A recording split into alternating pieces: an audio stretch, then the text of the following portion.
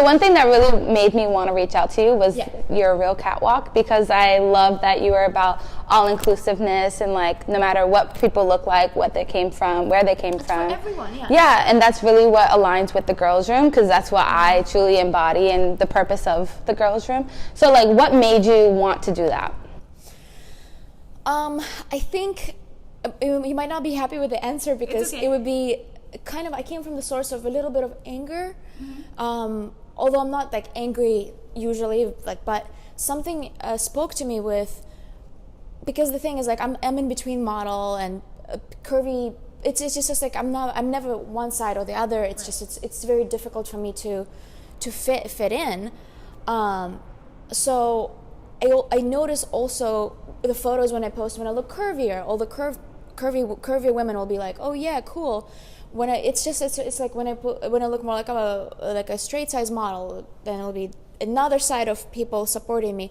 It's very interesting, and I've always been like, no, we're not against each other, because there's also fights like sometimes I'll have friends be like, oh, I'm too fat, like kind of like fat phobia or against, or I will have other friends who'll say the real woman has curves, or the real woman has curves or something like that. And it's really maddening for me eventually, because like, no, there's like billions of women, and we're all so different, women with or without curves, women so different, we're so incredibly different. So I think I came from the point of anger where I'm like, guys, stop fighting, like we can be actually walking together, we can do runways together, we don't have to be distinctly like this and that. It's not black and white. It's literally like all this gray area from black to white, and it's whole this gigantic And how long have you been doing that? I think my first real catwalk was I don't know, a year and a half ago. Yeah, when I did by myself. Then a few days later I walked out with I think 7 people, but it wasn't really the real catwalk where we just stood there. It was more like presentation. So we stood, we held hands, we're all so different, queer, trans, black, like we were just very different. We were already friends. I wasn't casting people like out anywhere, different ages too. We just stood there, and I had like every model come out, do like a runway, but then at the end of the runway we had to like speak out things we want. Like Shana would say like trans is beautiful, like I'm trans, so she would say things.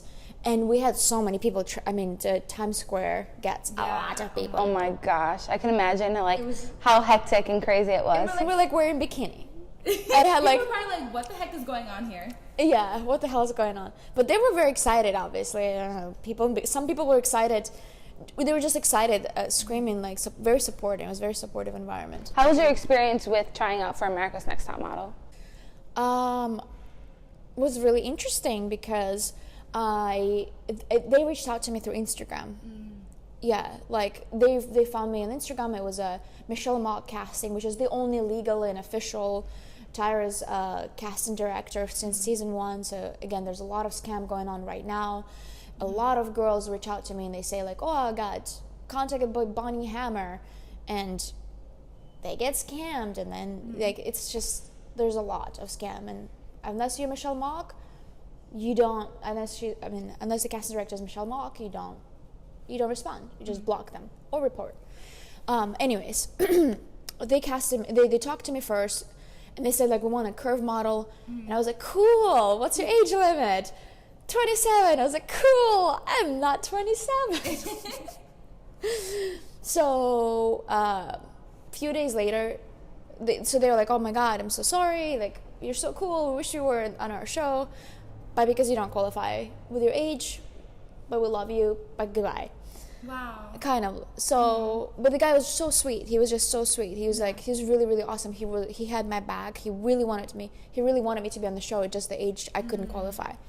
But then a few days later, Tyra drops the age limit, like that same week, and he's like, hey, and yeah, I was like, what? He's like, well, did you go to Tyra's page? I was like, what do you mean? So I go to Tyra's page, and I was like, oh my god, does it mean I can qualify?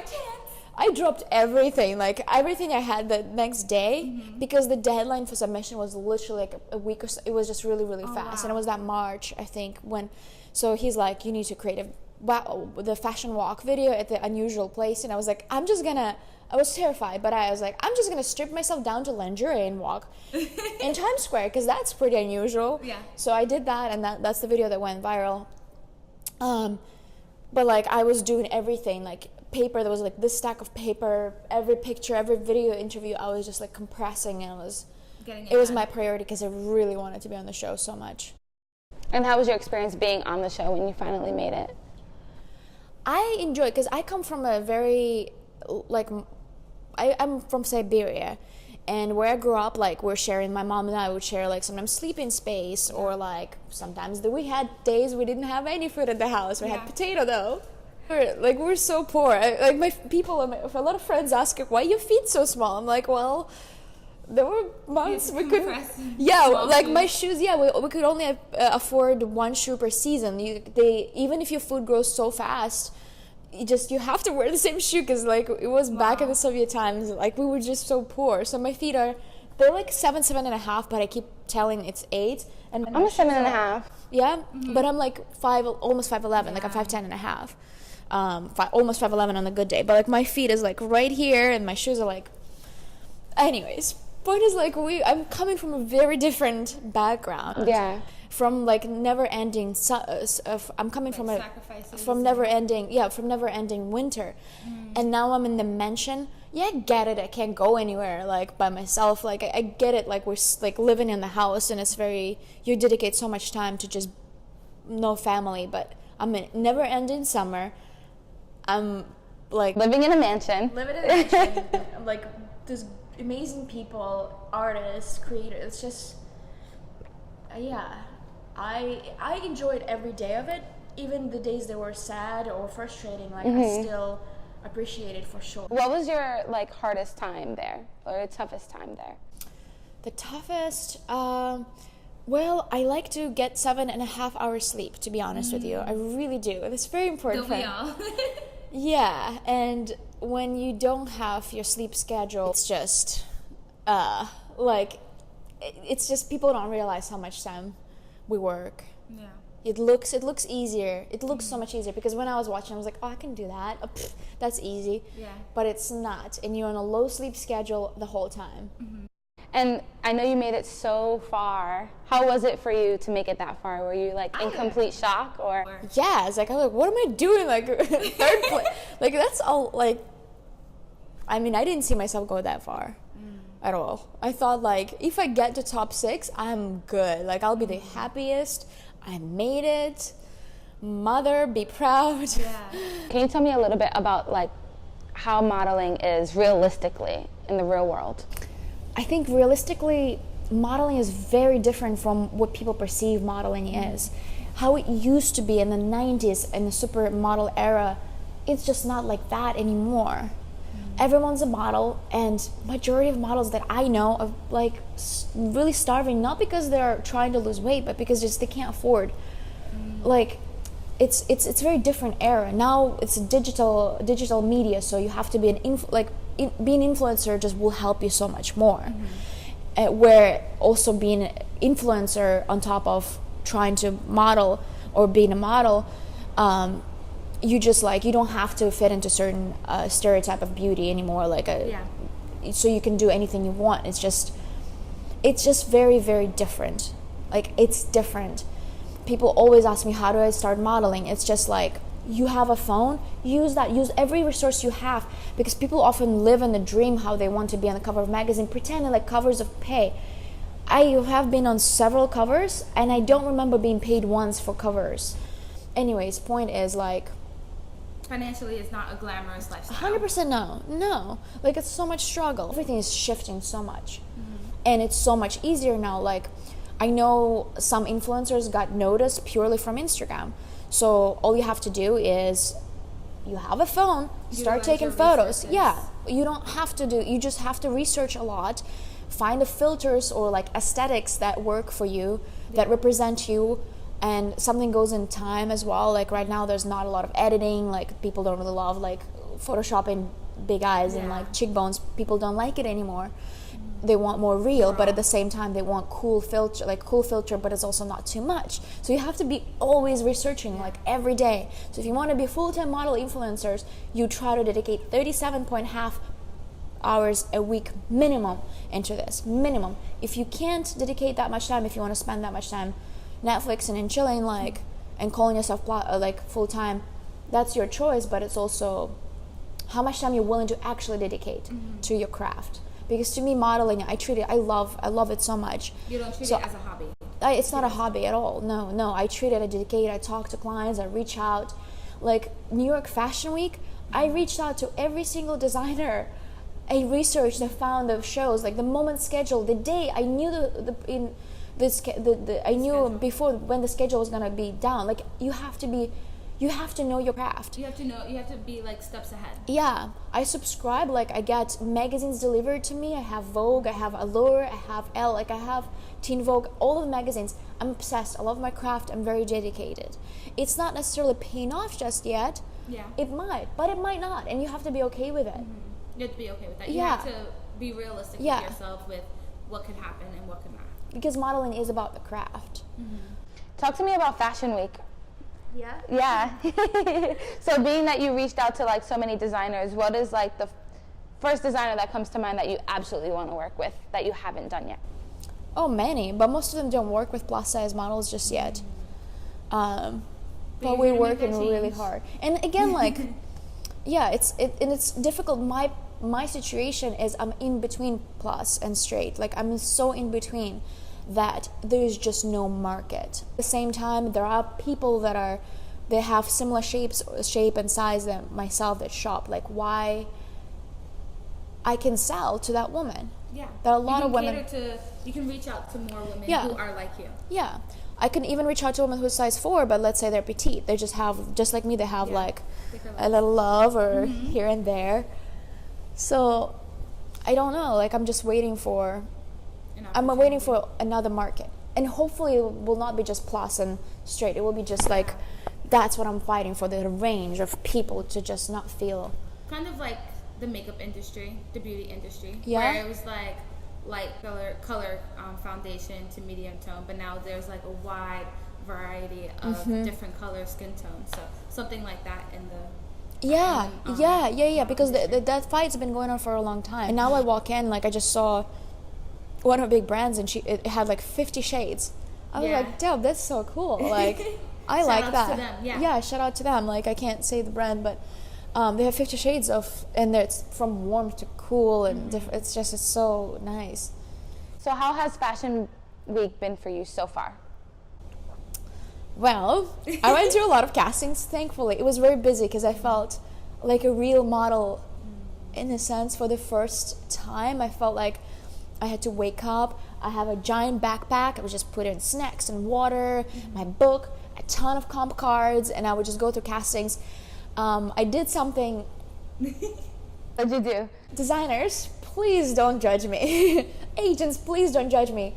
I created a group. Like it's a little alliance of people who they're either not signed with agency or they're signed but still don't have a lot of opportunities.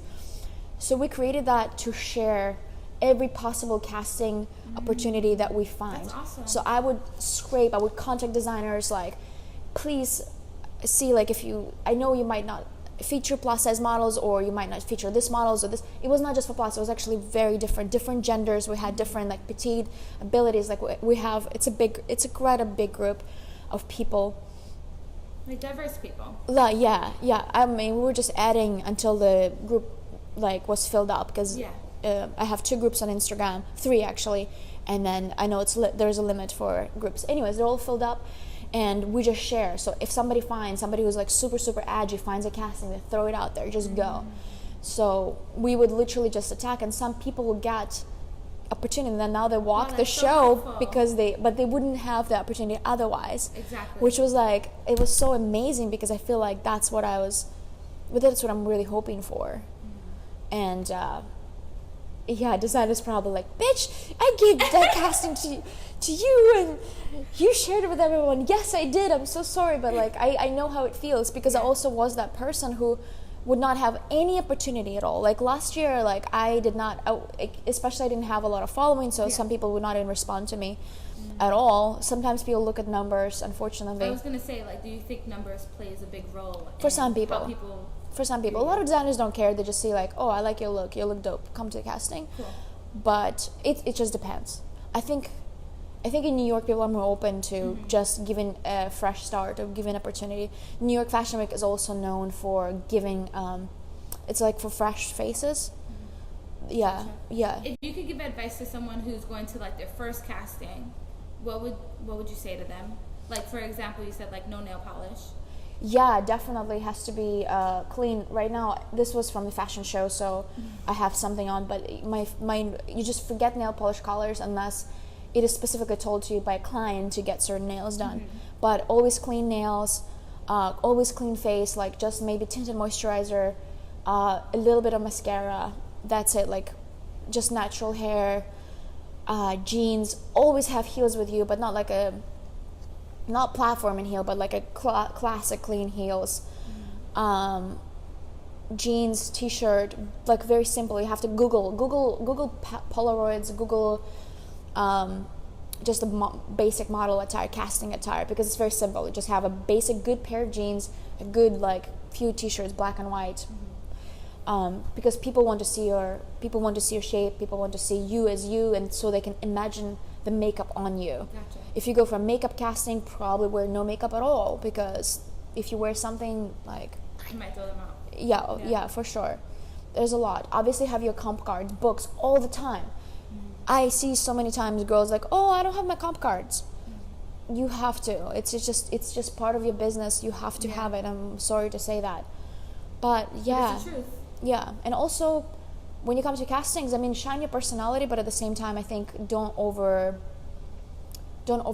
with poses very often, because Polaroids, like people take digitals or Polaroids, it's called. It's very straight on and it's very simple. Like you just have to like just be very simple. Not like when you try to do this, they lose you. They want to see what you look like and imagine that on you. That's why very often it's just a straight on face and just like yeah. I know backstage must be insane for Fashion Week. So how do you like mentally prepare for that? I don't know. You just have to be ready to be fast. You have to know to be fast, and also not be selfish. Gotcha. Like models, shut up and listen. Like there's usually per each model there's a dresser, there's usually like ton of makeup artists, there's so many people, and there's one person who directs all the models, and sometimes that person loses their voice because they have to scream, and a ton of models, they be talking and so involved in their conversations, they really don't care, like they just like they're not paying attention very often. And you see you have to really respect people who are working on you. This is designers spending a lot of money. Like actually New York Fashion Week is not that beneficial anymore for designers, if to be honest with you. There's like a lot of information out there, but a lot of designers don't do Fashion Week anymore because it's very expensive, but the payback is like very, very, very low. Just industry is changing. New York Fashion Week is not as big of a deal as it used to be. It used to be huge. Yeah, not anymore. It's usually a waste of time, but people do it because of the legacy of how it used to be, but not because of how it is. So the excitement is not there, the money is not there. A lot of models like who just do the Fashion Week because of whatever the agencies, they just get booked to shows, but not because they really, really want to be there, because they're making money. They just happen to be there. So they like often they don't respect, they don't understand how much money a designer spends to be there. So like just respect makeup artists, respect designers, respect people that are working. There's only like, it's a quick walk. So for this one walk, a lot of people walked for many days for you. It took a long time to make the outfit, to give you that makeup for just a quick one walk. That's so true. Yeah, so you have to just really respect the craft. Really respect it. Really respect, but also respect yourself. Things could be unsanitary. Okay, yeah. Behind the scenes. And before you go out to the runway, you'll see a makeup artist running with one lipstick, applying to one model, second model. I've seen it happen. Like yesterday I had a girl really cool. Also be honest, very honest. Like there was a girl yesterday backstage, and she was like, hey, I have herpes, like please use separate items on myself, so that I don't have to so you don't have to use it. And I think it's fantastic. If you have cold sores or whatever, admit it, say it, and I think it's amazing. You have to do it. But makeup artists have to be also very respectful and understand that just because things are not always very visible, there could be cold sores. For sure. And just using one lipstick and passing on to another model, 20 or 30 models, you're literally putting them in, their partners, in the danger. It's like the whole line. I've seen it happen. And it was another model too. She was like, I have eye infection. She also said it, and I heard too. Yeah, which is always say it. Please say it. It's not a bad thing you have. There's no, like, stigma is old mentality. In new fashion mentality, there's no stigma. You have cold sores, cool. Be honest. Like, let's respect each other so we don't have to, like, because people respect that. People respect honesty, and they'll work with you. For sure. Wow, that's crazy. Yeah. I didn't think of it like that. Like, how crazy it could be backstage that they're just like, all right, one person, next person. Yeah. Let's talk about body positivity, because I know you're, like, huge on it, and I absolutely love it. For me to be okay with holes and, like, the bumps, like, sticking out from my jeans, that would not be okay. It would be just like, blah, like, no. It would be so, I would hide it. I would just hide anything fat related, because I hate it. I hated everything. And the funniest thing, I would like fat on anyone else. Really? Yeah, I'd be like, you look so great. Like I love the rolls. I love the cell. Like, it looks good on you, but it looks horrible on me. It just doesn't suit my body. And I was so convinced in that. Well, how did you build to feel comfortable or to love the pieces of you that you did not like before? I felt like I had to go backwards a lot. So a lot of things, because I'm the kind of person, I used to be like, I need to fix myself, I need to improve myself, I need to fix myself, I need to improve myself. And I think I got stuck in the chase of where do I get better? How do I improve myself more? What book do I get? What podcast do I listen to? Because I need to get better. And it was like, I felt like a mouse running, trying to reach somewhere, to some kind of still perfection, or still reaching somewhere, avoiding the reality of avoiding, like, I don't have to go anywhere. I really did not have to go anywhere to fix myself, because there's nothing broken. Like, this is the reality. Reality is as is. It's not broken. So for me, I had to track back my childhood, or like maybe just I had to go back and like think a lot about what could have affected me and what builds my patterns. What are my patterns? Patterns are very important. There's so many patterns upon patterns upon patterns. It's so exciting to just research, like, things that affect, like, things that trigger. The color green or like color white, like, used to trigger me, like, specifically wearing white, like, because it makes you look thick, things like that. So just, you have to, triggering words, you have to research, and just, like, be like, oh my god, it's not real. It's just what I thought. I used to feel guilty a lot. Shame was my, like, I would wake up feeling shameful for something. Yeah. I would go to bed with anxieties, feeling guilty, like, why, I shouldn't have said that. I shouldn't have said that. Why did I do that? All the time. It's like, all the time. I shouldn't have worn that. Like, it's like you keep stuck in those little rooms, and still be kind. Like, when you get out of those situations, I feel like kindness and be okay, because then it will slowly lead you towards the only reality. Like, right now I'm sitting talking to you, and like just appreciating the real, because I can't, if I'm stuck too much in the dream of future potential me, because there's billions of versions of that potential me I can go for, but this one potential future of me makes me suffer so much. Why do I want to torture myself? I don't want to torture myself. I want to feel healthy now. I want to feel good now. I don't want the image and projection and delusion to completely, if I know my dream makes me suffer, like, change the dream. Yeah, that was so deep. I loved it. I talk too much. I shouldn't have said. No. You're so funny. What else do you want to talk about? Maybe go back to social media. The only issue that I have is, like, when we start losing ourselves, because the dream always, like very often the dream when we see, like for me it was Marilyn Monroe or like Brigitte Bardot, like I was, for me they were the epitome of beauty, and I lost myself. And I did a little interview recently where I talked about it.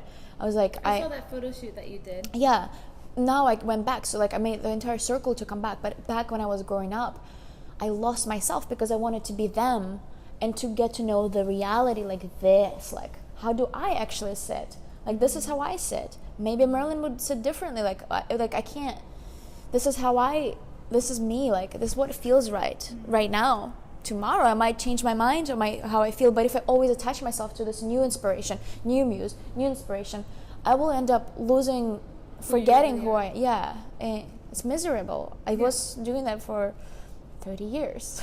Wow. Yeah.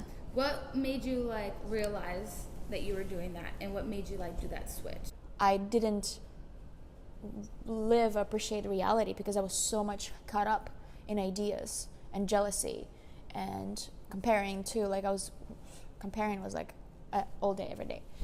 Everyone's life to me looked better than mine. Like I made friends with like different people, different like accountants or homeless people, like politicians. I could make friends with anyone, and I could see and I could explain why their life was better than mine. That's how terrible it was for me. Like, what did J. Cole say? I think he says, "There's no life that's better than yours." Yeah. In one of his songs. Yeah. Yeah. Yeah. We just don't see it because we're delusional, and that's okay because that's part of your path.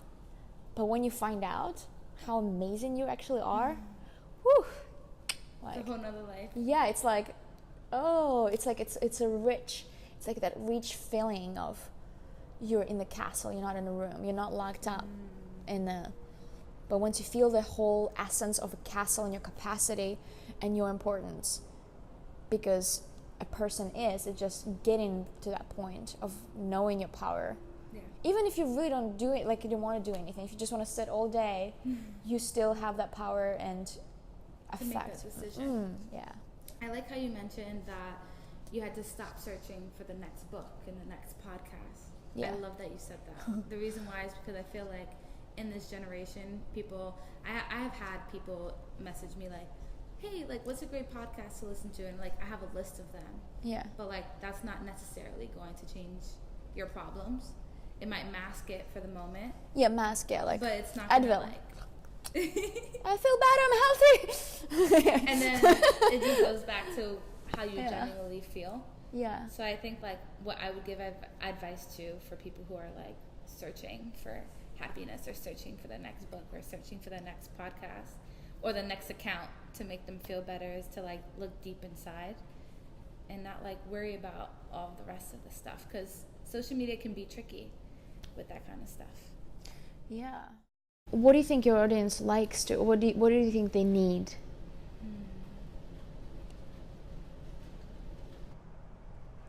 I think my audience needs to hear like more of the truth of career experiences, which I know like you touched on. Yeah. So like the realism of like what things actually are, like things aren't picture perfect or filtered like it is on Instagram, because a lot of my women-based community is on Instagram, and I feel like I try to be as transparent as possible. Like sometimes I'll shoot and say like, all right, I'm heading to work, it's 7 a.m. and I won't get home till 14 hours later. And then when I get home, I'm like, all right, now I'm working on my blog, and now I have to take a shower, cook, meal prep, go to sleep, and then do it all over again. Yeah. But it's like, in reality, that is what pays my bills. That is what puts a roof over my head and food in my stomach. It sounds so glamorous. Like, if you're like a blogger, like, oh, you probably write, it takes you 30 minutes to write something that just inspired you, and here you go. Like, everything's just, but you do so much. You're on your own. Exactly. You have to get the team, make sure everyone shows up on time. Like, like you even had time this morning to get me coffee and like hot chocolate for yourself. Like, you just have to think of so many details. You're a producer, you're a writer, you're an actor at the same time, like, or a host. You have to look for location, lock it down, make sure like your guests, it's just that you do so much. Like, I think I give you all the shout out for that, because that's very difficult. And she remains sweet at the same time, because like if I were doing half as, I thought you had like several people when I was talking. Really? Yeah, somehow I thought like maybe it's taken over your email, because like you were doing so much and you were so prompt. She quickly responded, and like all my bursts, because I typos all the time, I'm running. She's like understood everything, was very kind every single time, very sweet, very efficient, and like you thought steps ahead. You literally were like this morning, you're like, hey, by the way, here's my phone number just in case you like get lost in the building, so this is quick access to me. I'm like, how do you pre-think the steps so much? Like, she's amazing, like, and it's incredible to know that you run this thing. I appreciate it. I need to give you a hug. I thought it was a big question. Yeah. Oh, thank you.